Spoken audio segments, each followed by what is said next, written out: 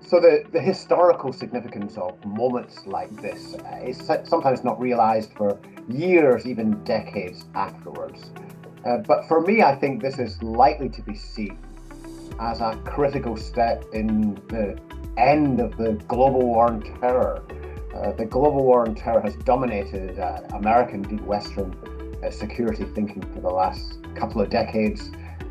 Security analysts such as myself have got used to these arguments that the world is much more complex than it was during the supposed certainties of the Cold War.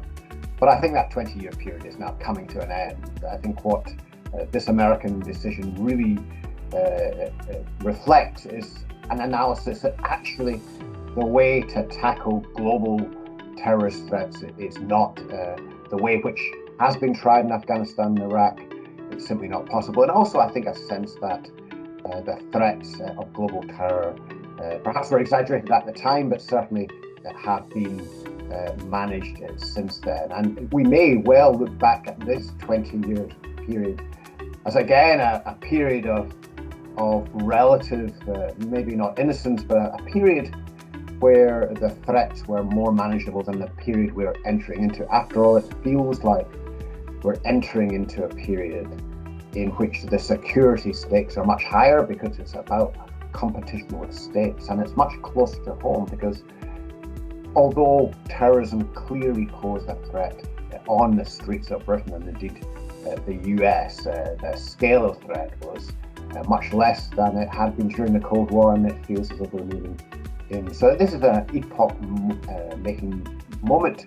It was accelerated, I think, by President Biden's own personal analysis of the problem, but I think we were getting to that turning point in any case. Earlier this week, the Prime Minister publicly announced the full withdrawal of UK forces from Afghanistan. The US withdrawal, meanwhile, is reportedly over 90% complete. The Taliban are currently making gains across the country, and even in the west of Afghanistan, where the Afghan government has traditionally been the strongest, and where the Taliban have often found it difficult to operate in the past, they are taking many of the rural districts and gaining a stronger presence. What we can expect to happen next is that over the coming weeks and months, the Taliban will make further gains on the ground, and then there will be negotiations with the government.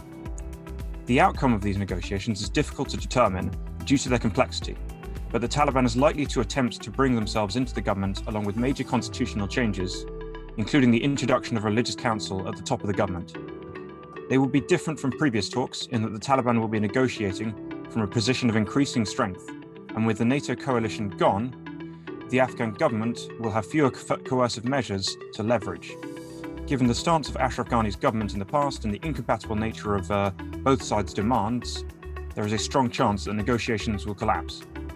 As the Taliban make further gains on the ground, they are likely to come to encircle major Afghan cities that are government strongholds, such as Kabul, Mazar-e Sharif, and Herat. What happens next really depends on where negotiations go, but there is a strong chance that if negotiations do collapse, that the Taliban will besiege these cities. Whether the Afghan government can hold on to them is questionable.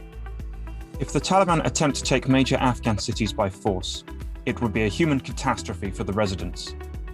The Taliban in the 1990s also displayed a pattern of massacring their opponents. There is a high possibility that this could occur again. I would entirely accept the thesis that a likely consequence of this will be the Taliban will make rapid gains. They have been making rapid gains in recent weeks.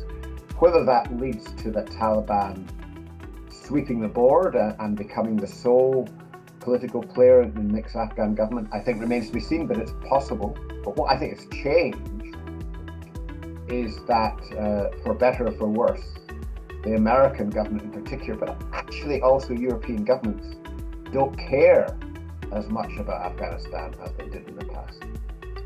And indeed, I think that's not just happening now. It's been a long-term trend.